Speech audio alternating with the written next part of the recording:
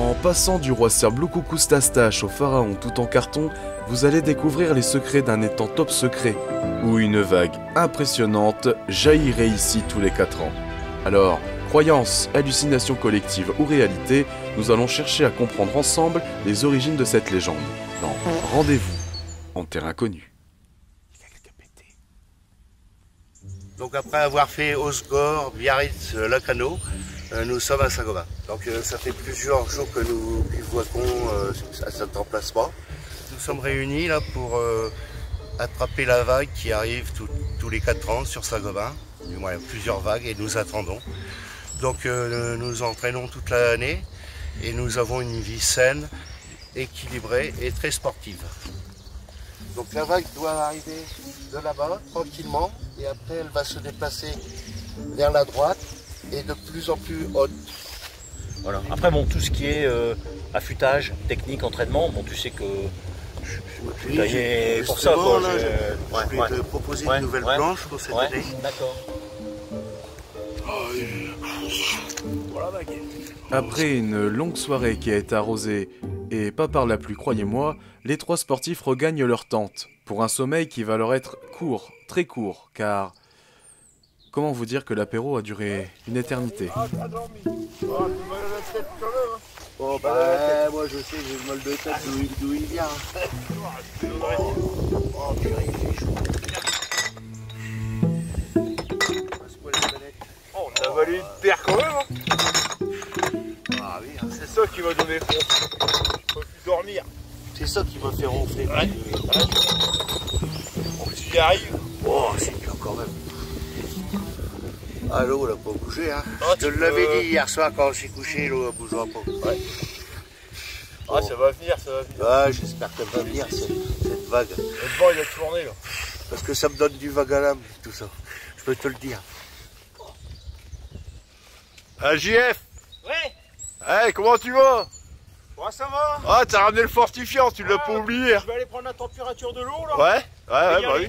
Hein? Ouais, vas-y, j'ai regardé tout à l'heure, c'est pas mal. Hein. Ah ouais. Voilà la première planche. Donc c'est la plus vieille. Celle de mon arrière-grand-père. Donc après il y a une évolution. La planche de mon père. Je me suis servi pendant des années. Donc déjà vous voyez la différence. Et voilà le prototype que j'ai fait avec Jean-François. Donc c'est la nouvelle planche qu'on veut essayer cette année.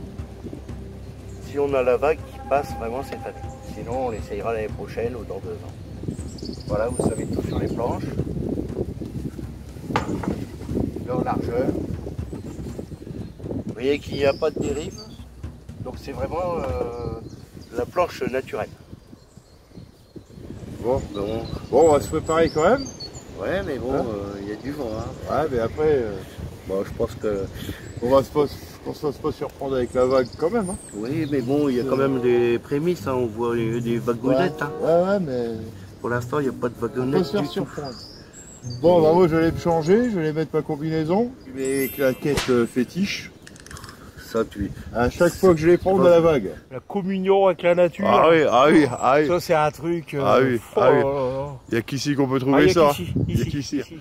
On voit qu'on doit trouver ce camarade-là parce que... Car c'est un bon camarade, car c'est un bon camarade, car c'est un bon camarade. Le collègue il va arriver, il est parti faire son footing. C'est vrai? Ouais. Ah, il court beaucoup. Ah, il court beaucoup, il n'arrête pas, il n'arrête pas. Ah, je sais qu'il courait beaucoup, mais on m'a pas dit qu'il rattrapait quelqu'un. Hein. Bon les gars, déjà avant la vague va bientôt arriver, elle va pas tarder, mais faut déjà peut-être commencer à nettoyer le terrain. Vu la soirée qu'on a passée. Nous sommes pas des professionnels, mais nous sommes les derniers dans la région à faire du surf sur un étang. Ah non, c'est rien, c'est la tempête parce que le surf, c'est même sous la tempête. Voilà. Donc c'est un sport qui est vraiment délicat. Il faut que la vague soit présente parce que si... Oui, sans vague, on peut pas vaguer. Non, c'est du pédalo quoi.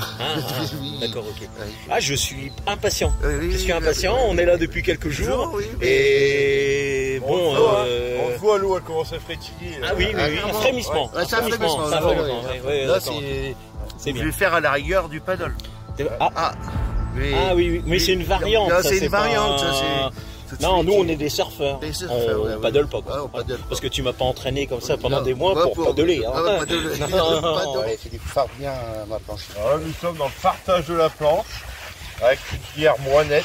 C'est une bière écologique. Il n'y a que ça qui existe sur les temps de Saint-Gobain. Que vous trouverez à l'épicerie Vauhais à Saint-Gobain. Je me le dis quand. Un peu plus là, Philippe. Voilà. Bien joué, Philippe. Bien joué. Voilà.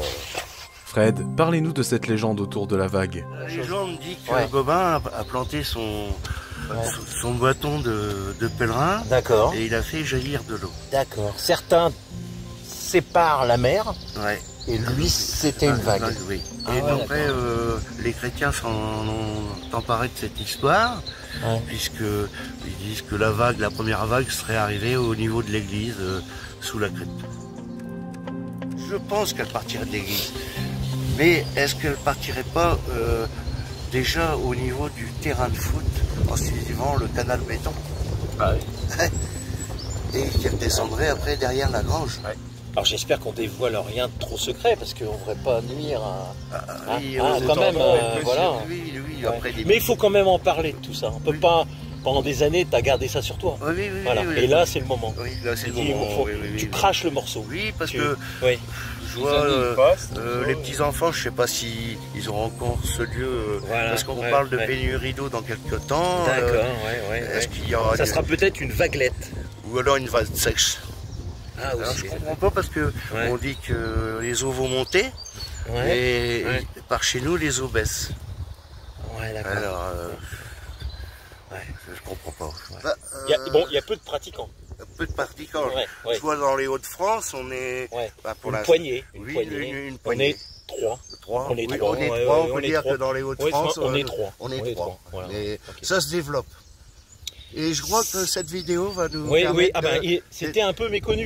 Donc là maintenant je pense que tout à chacun va pouvoir pratiquer ce sport. Tout à fait. On est des Hauts-de-France. Pas non plus trop nous demander non plus. Oui, c'est vrai.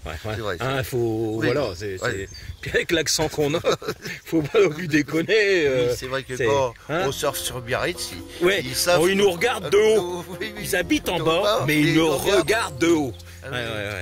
Mais bon, ils sont bien sympathiques. Ils ont pas cet endroit formidable. Ah non, ils ont pas ça du tout. Puis après, il fait trop chaud.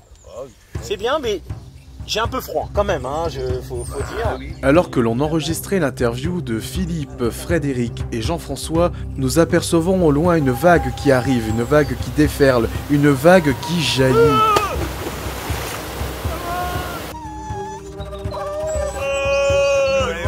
Attends, je suis ramené une serviette, je suis déjà rhabillé, tu vas cailler. Vas-y. Mais ça.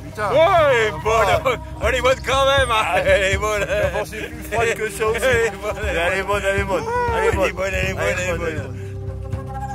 La nature nous a montré qu'elle sait se montrer imprévisible et que nous devons apprendre à mieux la connaître. C'est pourquoi je vous emmènerai dans le prochain numéro à la rencontre des célèbres mais tant anonymes gratteurs de singes du bois de Coucou. Un rendez-vous en terre inconnue à ne pas rater.